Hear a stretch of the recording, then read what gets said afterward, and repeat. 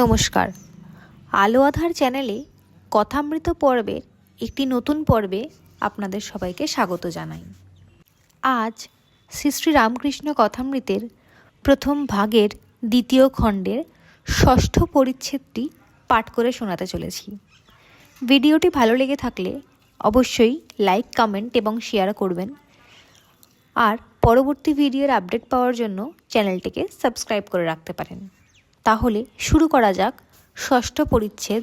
আজকের শিরোনাম ব্রাহ্মদিগকে উপদেশ, খ্রিস্ট ধর্ম, ব্রাহ্ম সমাজ এবং পাপবাদ। শ্রীরামকৃষ্ণ ব্রাহ্মভক্তদের প্রতি বললেন, মনেতেই বদ্ধ, মনেতেই মুক্ত।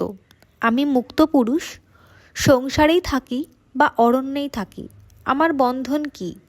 আমি ঈশ্বরের সন্তান, রাজাধিরাজের ছেলে, আমায় আবার বাঁধে কে? যদি সাপে কামড়ায়, বিষ নাই বললেই বিষ ছেড়ে যায়, তেমনি আমি বদ্ধ নই, আমি মুক্ত। এই কথাটি রোগ করে বলতে বলতে তাই হয়ে যায়, মুক্তই হয়ে যায়। উপশিরোনাম: শ্রীরামকৃষ্ণের বাইবেল শ্রবণ এবং কৃষ্ণকিশোরের বিশ্বাস। খ্রিস্টানদের একখানা বই একজন দিলে, আমি পড়ে শোনাতে বললুম। তাতে কেবল পাপ আর পাপ। কেশবের প্রতি বললেন, তোমাদের ব্রাহ্ম সমাজেও কেবল পাপ। যে ব্যক্তি আমি বদ্ধ বারবার বলে, সে শালা বদ্ধই হয়ে যায়। যে রাত দিন আমি পাপী এই করে, সে তাই হয়ে যায়। ঈশ্বরের নামে এমন বিশ্বাস হওয়া চাই কি আমি তার নাম করেছি, আমার এখনও পাপ থাকবে? আমার আবার পাপ কি? আমার আবার বন্ধন কি? কৃষ্ণকিশোর পরম হিন্দু, সদাচারনিষ্ঠ ব্রাহ্মণ। সে বৃন্দাবনে গিয়েছিল। একদিন ভ্রমণ করতে করতে তার জল তৃষ্ণা পেয়েছিল। একটি কুয়োর কাছে গিয়ে দেখলে একজন লোক দাঁড়িয়ে রয়েছে। তাকে বললে, ওরে, তুই এক ঘটি জল আমায় দিতে পারিস? তুই কি জাত? সে বললে, ঠাকুর মহাশয়, আমি হীন জাত, মুচি। কৃষ্ণকিশোর বললে, তুই বল শিব, নে এখন জল তুলে দে।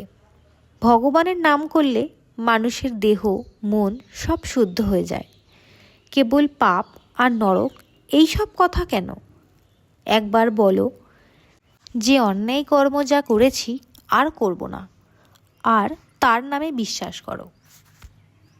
আমি মার কাছে কেবল ভক্তি চেয়েছিলাম। ফুল হাতে করে মার পাদপদ্মে দিয়েছিলাম। বলেছিলাম, মা, এই নাও তোমার পাপ, এই নাও তোমার পুণ্য, আমায় শুদ্ধা ভক্তি দাও।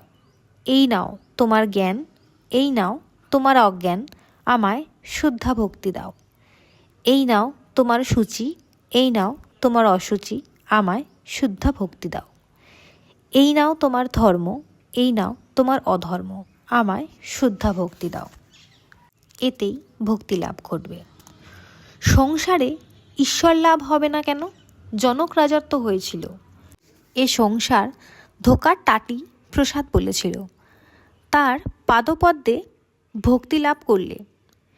এই সংসারই মজার কুটি, আমি খাই দাই আর মজা লুটি। জনক রাজা মহাতেজা, তার বা কিসের ছিল ত্রুটি?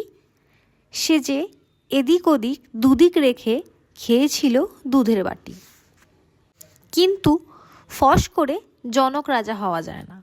জনক রাজা নির্জনে অনেক তপস্যা করেছিলেন। সংসারে থেকেও একবার নির্জনে বাস করতে হয়। সংসারের বাহিরে একলা গিয়ে যদি ভগবানের জন্য 3 দিনও কাঁদা যায়, সেও ভালো। এমনকি অবসর পেয়ে একদিন নির্জনে গিয়েও যদি তার চিন্তা করা যায়, সেও ভালো। লোকে মাগ ছেলের জন্য এক ঘটি কাঁদে, ঈশ্বরের জন্য কে কাঁদছে বলো? নির্জনে থেকে মাঝে মাঝে ভগবানের জন্য সাধন করতে হয়।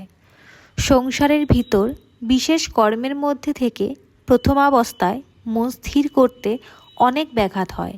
যেমন ফুটপাতের গাছ, যখন চারা থাকে বেড়া না দিলে ছাগল গরুতে খেয়ে ফেলে। প্রথমাবস্থায় বেড়া দিতে হয়। গুড়ি হলে তার আর বেড়ার দরকার থাকে না, তখন গুড়িতে হাতি বেঁধে দিলেও কিছু হয় না। রোগটি হচ্ছে বিকার।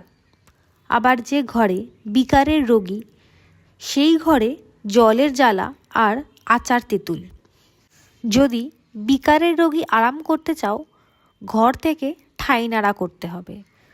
সংসারী জীব বিকারের রোগী, বিষয় জলের জ্বালা, বিষয় ভোগ তৃষ্ণা, জল তৃষ্ণা।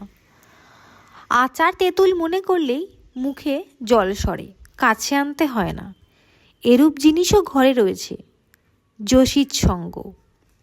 তাই নির্জনে চিকিৎসা দরকার। বিবেক বৈরাগ্য লাভ করে সংসার করতে হয়। সংসার সমুদ্রে কাম ক্রোধাদি কুমির আছে। হলুদ গায়ে মেখে জলে নামলে কুমিরের ভয় থাকে না।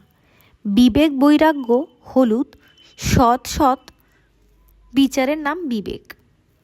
ঈশ্বরই সৎ, নিত্য বস্তু, আর সব অসৎ, অনিত্য, দুদিনের জন্য।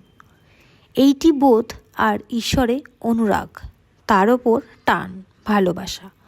গোপীদের কৃষ্ণের ওপর যেরূপ টান ছিল, ঠিক সেই রকম টান। রাধাকৃষ্ণ মানো আর নাই মানো, এই টানটুকু নাও। ভগবানের জন্য কিসে এরূপ ব্যাকুলতা হয় চেষ্টা করো।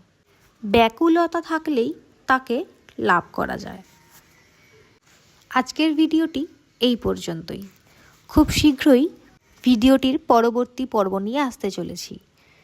পরবর্তী পর্বটি সবার আগে দেখতে চাইলে চ্যানেলটি সাবস্ক্রাইব করে রাখতে পারেন। ধন্যবাদ।